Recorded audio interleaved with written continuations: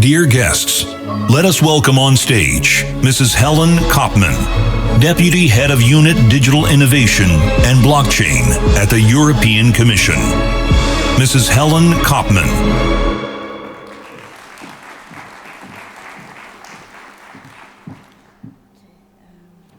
Good morning, everyone. Thank you so much for inviting me to come and speak to you at BLOCKWALKS conference in the beautiful castle here in Bratislava.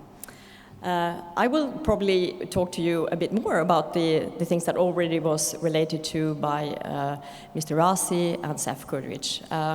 As we in the European Commission, together with the EU member states, industry, academia, and other stakeholders are working towards EU leadership in blockchain. Can I have next slide?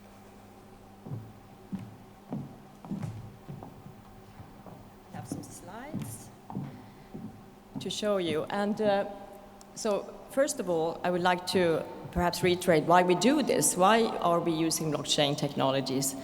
It's indeed because it has this very interesting and powerful transformative capacity that you heard about.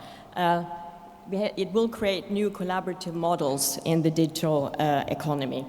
And why we think about these transformative capacities, we have also this intermediation that comes with that. This is an interesting angle that will perhaps create new ways of working and reduce the impact of the perhaps global dominant platforms.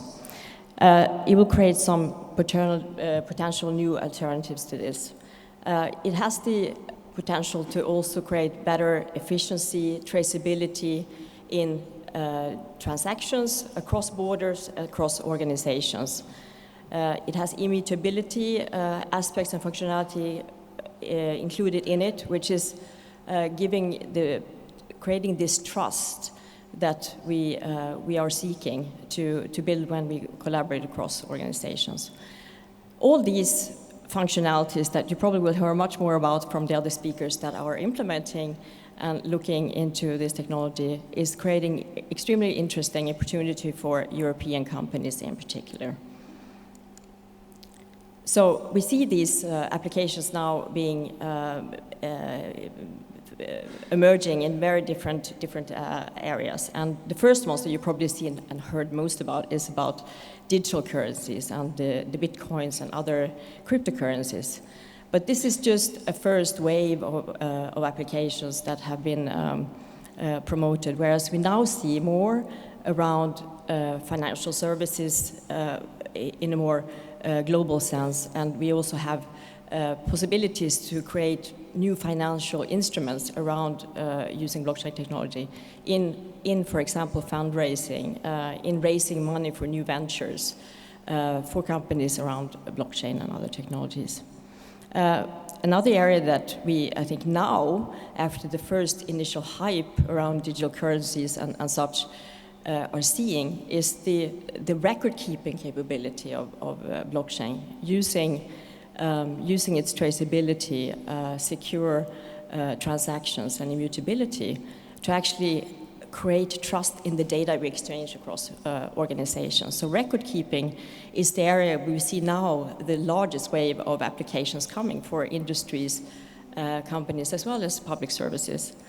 And within this transactional capabilities, you have this feature, very, very important and interesting feature, which is a smart contract. So not only you will have the possibility to exchange records, you will also have the possibility to add intelligence to that exchange of records and data so that you can execute certain things under certain conditions. And this is creating, I think, what we will now calling Web 3.0. This is really the killer functionality within blockchain. And here we have just starting to see applications emerging.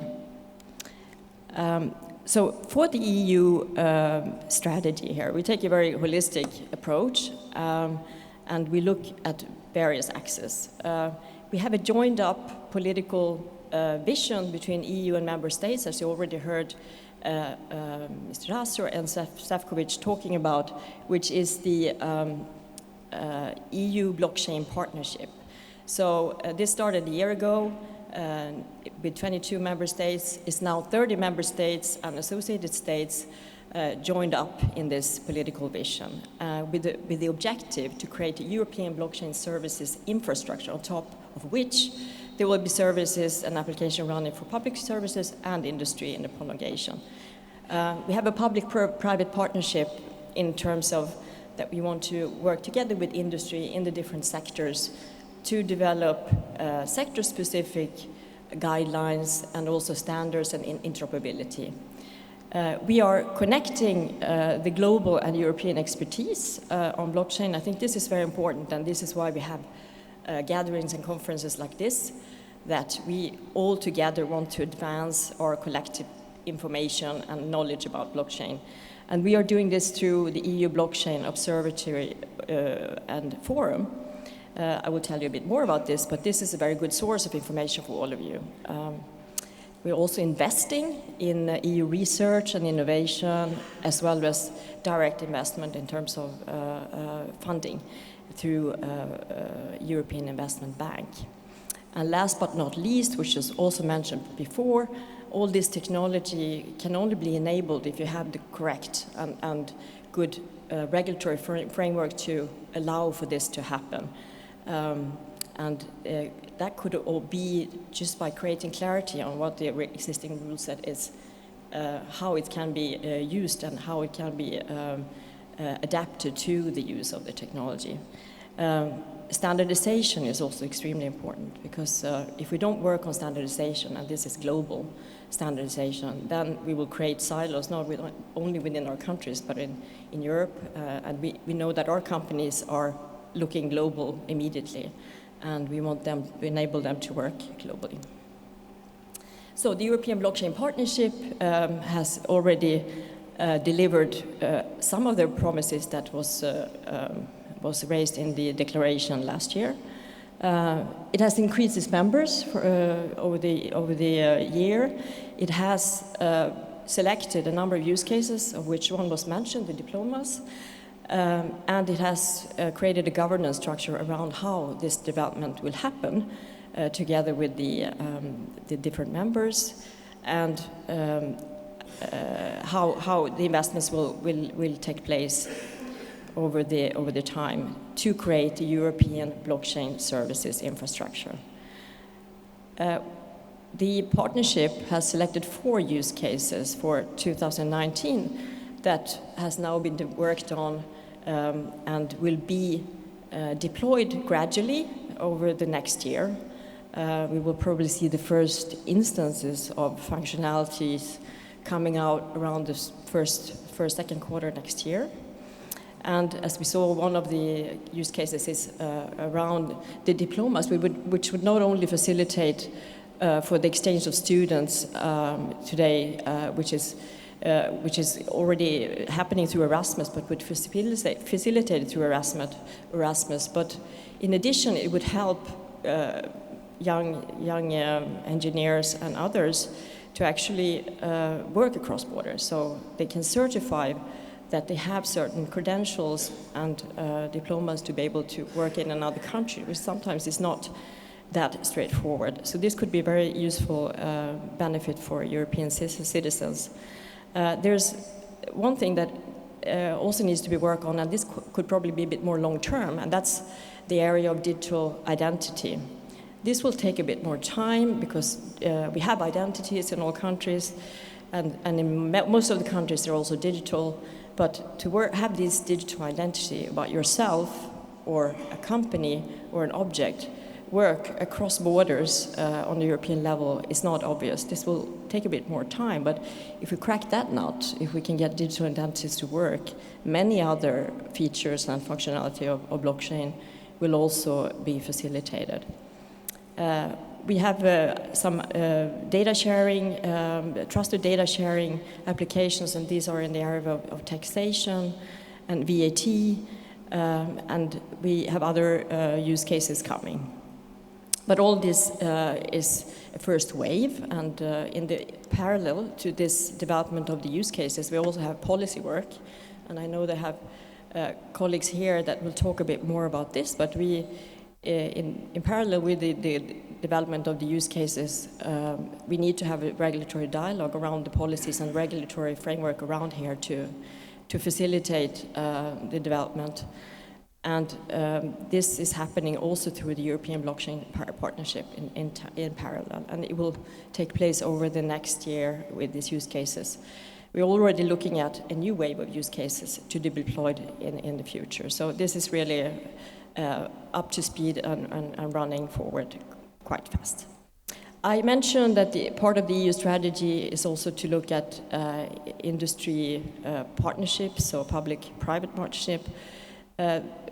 The vehicle that we have from the European Commission taken is together with the International Association for Trusted Blockchain Application, work on looking at industry-specific guidelines. And this could be areas of smart cities, mobility, energy, financial services, anything else that you imagine.